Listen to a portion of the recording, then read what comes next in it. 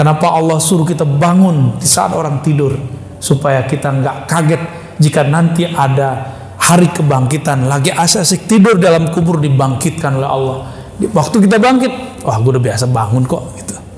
Itu rahasia tahajud. Waktu Bapak bangun di alam kubur Pak, itu malaikat bingung ngeliat Bapak. Kenapa? Orang ini nyari tempat wudhu, cari-cari, dia ngerasa masih hidup. Jadi orang yang mati, dia ngerasa itu masih di alam dunia. Itu malaikat ngeliatin, dia ini ngapain nih? Klusak-klusuk, kalau nyari handphone, digampar sama malaikat ya. Hikmah ke-4, wah menang banyak nih Pak. Istilah kawan saya, menang banyak katanya. Arih nafsaka minat tadbir. Istirahatkanlah jiwamu daripada mentadbir. Tadbir dalam bahasa Arab udah jadi bahasa Melayu, mengurusi yang diurusi Allah. Itu mentadbir. Allah itulah yang mentadbir alam, mengurusi alam. Dari dabbara yudabbiru, membolak-balik alam, itu urusan Allah itu. Kalau kita berobat, itu usaha kita yang Allah berikan kepada kita. Sembuhnya siapa yang urus? Allah. Suka-suka Allah udah mau kasih sembuh atau enggak. Kita usaha yang cocok, suksesnya kita serahkan kepada Allah. Kira-kira begitu ya. Fama qama bihi ghairuk, yang telah diurus oleh selainmu. La takum bihi li nafsik, janganlah engkau memikirkan, membebankan jiwamu untuk memikirkannya. Ya, itu tadi yang saya sebut. Anak kita itu, Bapak yang punya anak, itu dia sudah punya jalan takdir masing-masing. Gak usah dipikirkan dia, doakan dia atau beri dia, pilih. Ya, doakan dia atau beri dia. Ini cemas anak tapi nggak mau modalin anak ya. Cemas anaknya belum punya rumah, kita punya tanah banyak, kasih ke anaknya tanah yang mana gitu.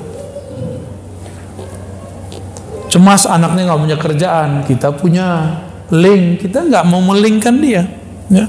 Abis kita linkkan, udah jangan kemudian kita masuk banyak-banyak ya, biar dia menjalani takdirnya sendiri.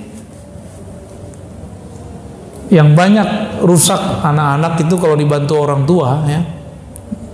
Karena orang tua ini ngatur-ngatur, dia nganggap anaknya masih kayak anak kecil dulu. Bapak dari dulu langsung gede, enggak kan? Dulu pernah kecil, lalu kemudian dewasa. Karena dibiarkan oleh orang tua mengarungi hidup, kita kemudian tahu pola-polanya. Ini kalau begini masalahnya, ini cara menyelesaikannya. Benar nggak? Nah, anak-anak itu supaya dia cepat dewasa, ajar dia mandiri. Jadi anak orang hebat itu bukan yang difasilitasi. Anak orang hebat itu yang dibuat survive ya. Kenapa Allah suruh kita puasa? Supaya kita survive. Kenapa Allah suruh kita bangun di saat orang tidur? Supaya kita nggak kaget jika nanti ada hari kebangkitan, lagi asik-asik tidur dalam kubur dibangkitkan oleh Allah. Waktu kita bangkit, wah gue udah biasa bangun kok gitu. Itu rahasia tahajud Pak. Jadi kenapa kita harus latihan tahajud? Biar nggak kaget kalau nanti ada hari kebangkitan. Orang yang biasa bangun malam hari nih, atau bangun subuh, setiap kali dia bangun dia niat mau sholat. Allah cinta tuh sama orang ya. Setiap kali dia bangun dia ingatnya mau sholat tahajud kayak mau sholat subuh kayak, bukan cuma mau buang air kecil, itu mah rendah banget tuh ya.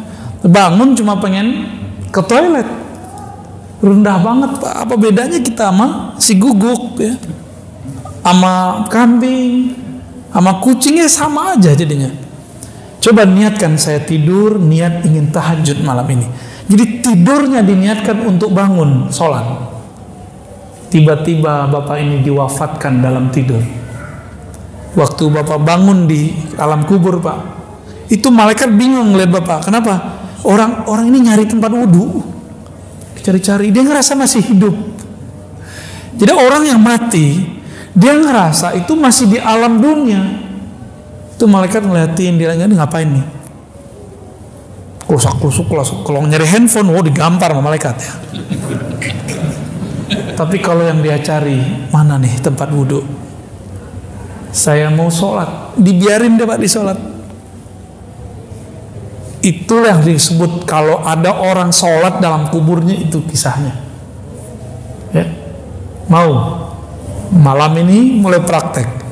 Ketika hendak memejam mata, kita katakan, ya Allah, aku niat tidur untuk bangun menyembah Engkau. Mau ya? Ya. Untuk ini kita bacakan Al-Fatihah ya. Bismillahirrahmanirrahim. Shiratal ladzina an'amta.